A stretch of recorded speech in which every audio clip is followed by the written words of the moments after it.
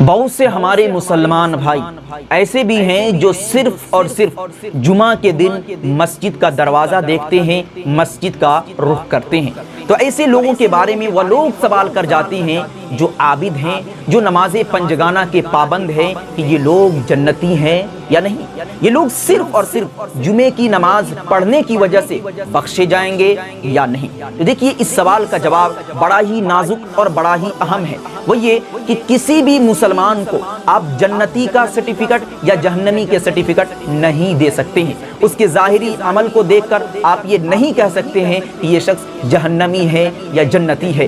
جہنمی اور جنتی کا اللہ تبارک و تعالی مرنے کے بعد فیصلہ کرے گا، لیکن ہاں، جس کا کفر واضح ہو چکا ہے، جو کافر ہے، جو غیر مسلم ہے، اس کے بارے میں یہ کہا جا سکتا ہے کہ یہ شخص جہنمی ہے، یہ جہنم میں جائے گا، لیکن بعید بھی نہیں کہ مرنے سے پہلے اللہ تبارک و تعالی اسے عقل سلیم دے اور اسے ہدایت نصیب ہو جائے اور کلمہ پڑھ کر وہ جنت کا مستحق ہو جائے۔ اس لیے کسی کو بھی جنتی یا جہنمی نہیں کہا جا سکتا، لیکن ہاں، ہر ایک مسلمان کو دو چند منٹ کی یہ ویڈیو سن لینی چاہیے کہ اللہ تبارک و تعالیٰ نے ہمیں اور آپ کو اس دنیا میں بھیجا ہی اپنی عبادت کے لیے، اپنی پرستش کے لیے، اپنے کو پوجوانے کے لیے اللہ رب العزت نے ہمیں اور آپ کو اس دنیا میں بھیجا ہے۔ اور اگر اس سے ہٹ کر ہم زندگی گزارتے ہیں تو اللہ رب العزت یقیناً خفا ہوں گے، ہم سے ناراض ہوں گے، اور ناراضگی کا فیصلہ یقیناً جہنم ہی ہوگا۔ اللہ تبارک و تعالیٰ نے امت مسلمہ پر روزانہ 5 وقت کی نمازیں فرض قرار دی ہیں، صرف جمعے کی نماز نہیں۔ ہر ایک عاقل بالغ مسلمان پر روزانہ 5 وقت کی نمازیں فرض ہیں۔ اس کے باوجود اگر کوئی شخص ایک وقت کی بھی نماز چھوڑ جاتا ہے تو پھر اس کے بارے میں بہت ہی سخت ترین وعید ہے۔ میں اس وعید کو سناؤں اس سے پہلے میں ہر ایک مسلمان کو بتا دینا چاہتا ہوں کہ آپ کے اسلام کی شناخت کیا ہے، آپ کے مومن ہونے کی پہچان کیا ہے۔ کیا یہی کہ سر پہ ٹوپی رکھ لیے یہ پہچان ہو گئی کہ آپ مسلمان ہیں؟ کیا یہی کہ آپ کرتا پہن لیے یہ پہچان ہو گئی کہ آپ مسلمان ہیں؟ کیا یہی کہ آپ سرکاری کاغذات میں مسلمان ہیں تو آپ مسلمان ہیں؟ ایسا بالکل بھی نہیں، بلکہ اللہ کے رسول صلی اللہ علیہ وسلم ارشاد فرماتے ہیں کہ مومن کی علامت اور مومن کی پہچان کیا ہے۔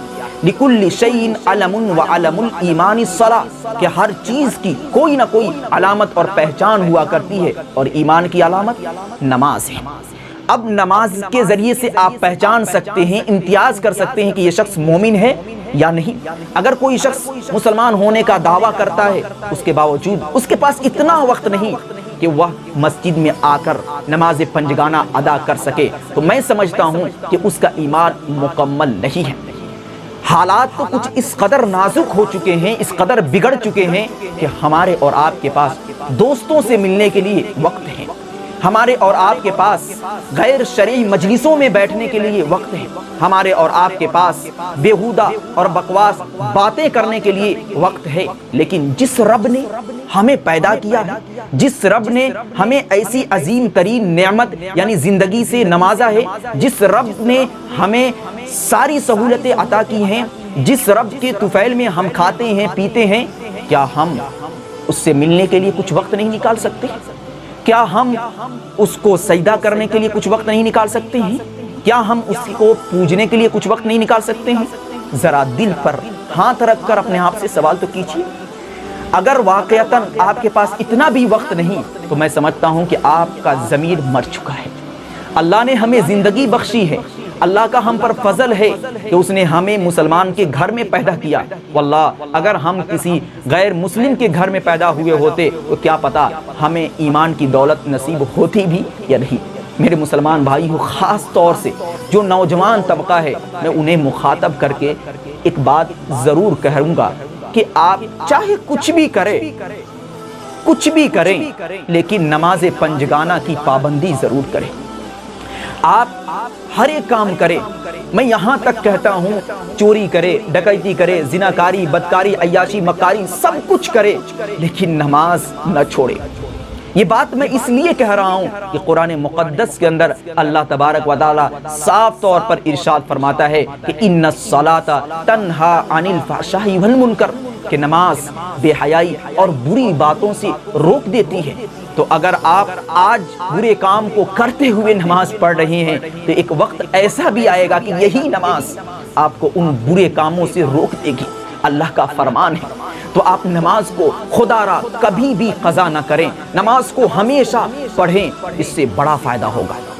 میرے عزیزو، لوگ یہ سوچتے ہیں کہ ہم کاروبار میں لگے رہیں گے تو ہمیں فائدہ ملے گا، تھوڑی دیر کے لیے اگر دکان بند کر دیے تو ہماری دکان تھپ پڑ جائے گی، اگر ہم اپنی کھیتی کو چھوڑ کر مسجد کی طرف چلے جائیں گے تو ہماری کھیتی ضائع ہو جائے گی۔ یہ ہماری سوچ بن چکی ہے، لیکن جب آپ حدیث کی کتاب کو کھولیں گے، پڑھیں گے تو آپ کو احساس ہوگا کہ نفع نماز پڑھنے میں ہے یا چھوڑنے میں۔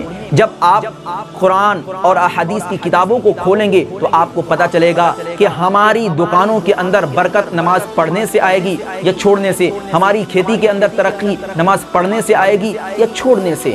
حدیث پاک کے اندر اللہ کے رسول صلی اللہ علیہ وسلم بڑا ہی زبردست ایک ایسا جملہ ارشاد فرماتے ہیں کہ جس کو سننے کے بعد ہماری بالکل آنکھیں نم ہو جاتی ہے۔ اس کو سننے کے بعد میں خود سمجھتا ہوں کہ وہ مسلمان کیسا ہوگا کہ جو نماز کو چھوڑ دے۔ اللہ کے رسول صلی اللہ علیہ وسلم نے ارشاد فرمایا کہ من فاتتہ صلاۃ فکأنما اُطِرَ اہلہ ومالہ، کہ جس شخص نے ایک وقت کی بھی نماز چھوڑ دی، ایک وقت کی نماز بھی کسی شخص نے اگر چھوڑ دی تو گویا اس کے مال، اس کی دولت اور اس کے اہل و عیال سب کے سب برباد ہو گئے۔ کتنی بڑی سخت ترین وعید ہے۔ برباد ہونے کا مطلب یہ نہیں کہ آپ کے ہاتھ سے مال ختم ہو جائے، برباد ہونے کا مطلب یہ نہیں کہ آپ کے اہل و عیال مر جائے، برباد ہونے کا مطلب یہ ہے کہ آپ کے جو مال ہے اسی مال کی محبت میں آپ اس قدر مگن ہو جائیں گے کہ آپ آخرت سے بالکل الگ تھلگ ہو کر دنیا ہی میں لگ جائیں گے اور آخرت کی کھیتی کو برباد کر جائیں گے۔ اولاد میں آپ اس قدر لگ جائیں گے کہ اولاد کی محبت میں آپ ایسے ایسے کام انجام دے جائیں گے کہ جس کی وجہ سے اللہ اور اس کے رسول خفا اور ناراض ہو جائیں گے۔